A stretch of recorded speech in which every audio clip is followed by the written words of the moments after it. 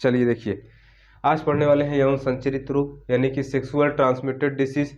दूसरा नाम है विरतिज रोग यानी कि वेनेरियल डिसीज। तीसरा नाम है जनन मार्ग संक्रमण यानी कि रिप्रोडक्टिव ट्रैक्ट इन्फेक्शन आरटीआई। ठीक, अब देखिए यौन संचरित रोग पहले क्या है इसको जानते हैं। तो डिफिनीशन क्या हो सकती है? वे रोग जो असुरक्षित यौन संबंध स्थापित करने से फैलते हैं उसे क्या कहते हैं? यौन संचरित रोग कहते हैं, या फिर रतिज रोग कहते हैं, या फिर जनन मार्ग संक्रमण कहते हैं। ठीक, ये रोग कहाँ पर होते हैं?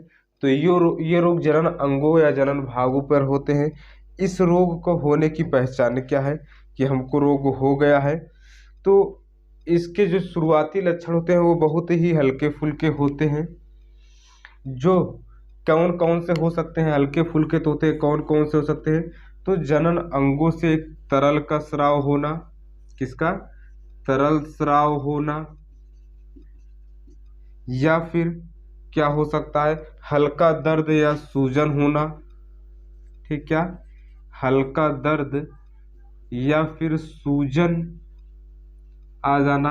यही सब क्या दिखाई देते हैं? लक्षण दिखाई देते हैं। ठीक, ये ज़्यादातर ये हर उम्र के लोगों को होता है, लेकिन ज़्यादातर हर उम्र को लोगों को होता है, लेकिन ज़्यादातर 15 से 24 वर्ष की आयु वर्ग के लोगों को ज़्यादा होता है। 15 से 24 वर्ष आयु के लोगों को ज़्यादा होता है।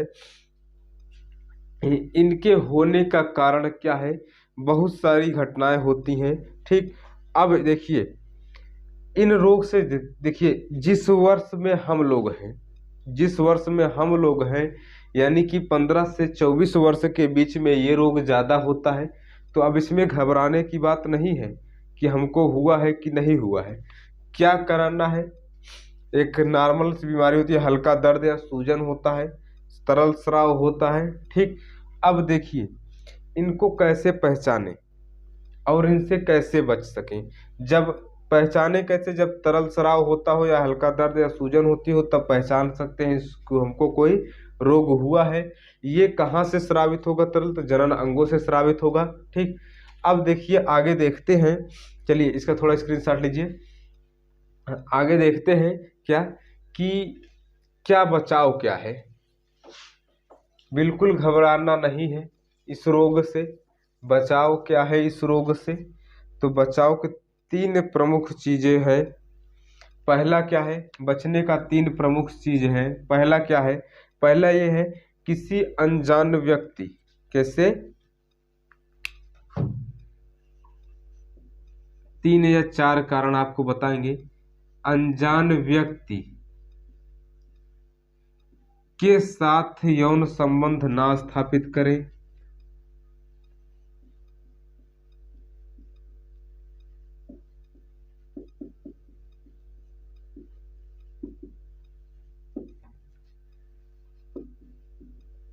अनजान व्यक्ति के साथ यौन संबंध ना स्थापित करें।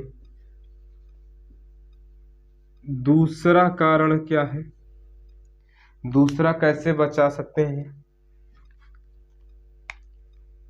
व्यक्तियों को एक या मतलब एक से ज्यादा लोगों के साथ यौन संबंध स्थापित नहीं करना चाहिए। क्या? एक व्यक्ति से एक व्यक्ति को एक से ज्यादा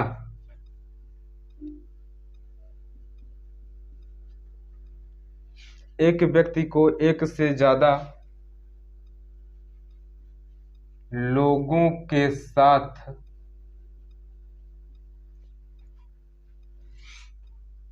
संबंध नहीं स्थापित करना चाहिए।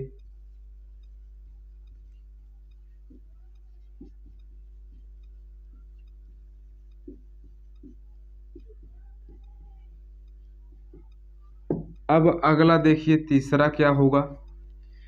तीसरा होगा यदि कोई व्यक्ति, सुनो पहले, तीसरा एक चीज बहुत महत्वपूर्ण जानकारी ले लेते हैं कि मैथुन के समय यानी कि संबंध के समय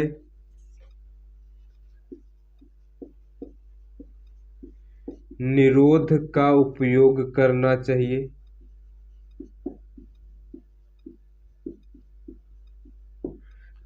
ठीक, किसके? 3 कारण पढ़ लिए। क्या?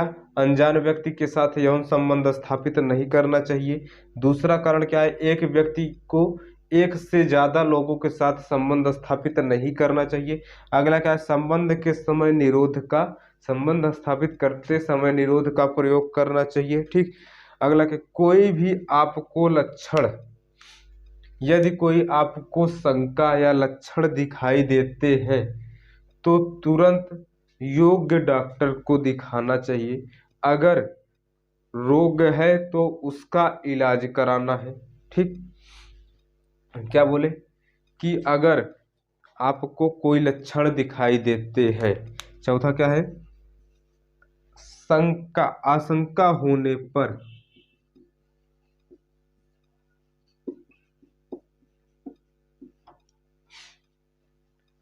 योग्य डॉक्टर को दिखाएं।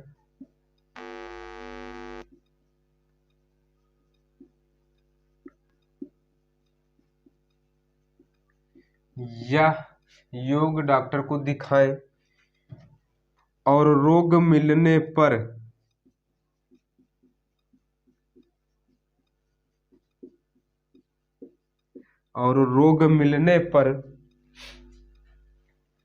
इलाज कराएं।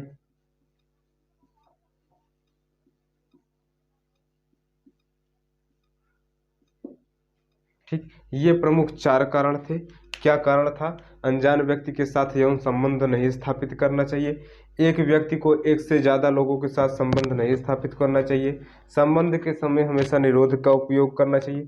आशंका होने पर योग्य डॉक्टर को दिखाएं और रोग मिलने पर तुरंत ही इलाज कराएं। तो रोग मिलने पर जो इलाज कराएं, तो कौन से रोग? हम यहाँ पे कुछ रोग पढ़ेंगे, कौन से रोग होते हैं, उसमें क्या इलाज होता है, क्या लक्षण होते हैं उसके, जिससे हम लोग भी थोड़ा बहुत जानकारी ले लें कि क्या क्या रोग हो सकते हैं। तो चलिए फिर हम लोग मिलते हैं रोग के साथ। तो इसके लिए हम लोग क्या, पहले कुछ प्रश्न है उसका आंसर दीजिए। पहला प्रश्न है कि यौन संचारित रोग कितने से कितने वर्ष के लोगों को हो सकता है। दूसरा प्रश्न ये है कि वीडी का फुल फॉर्म क्या है। तीसरा है सेक्सुअल ट्रांसमिटेड डिसीज को शॉर्ट फॉर्म में क्या कहते हैं। ठीक। अब अगला क्या है? अगला प्रश्न ये बनता है कि यौन संचारित रोग के शुरुआती लक्षण में क्या दिखाई देते हैं। ठीक।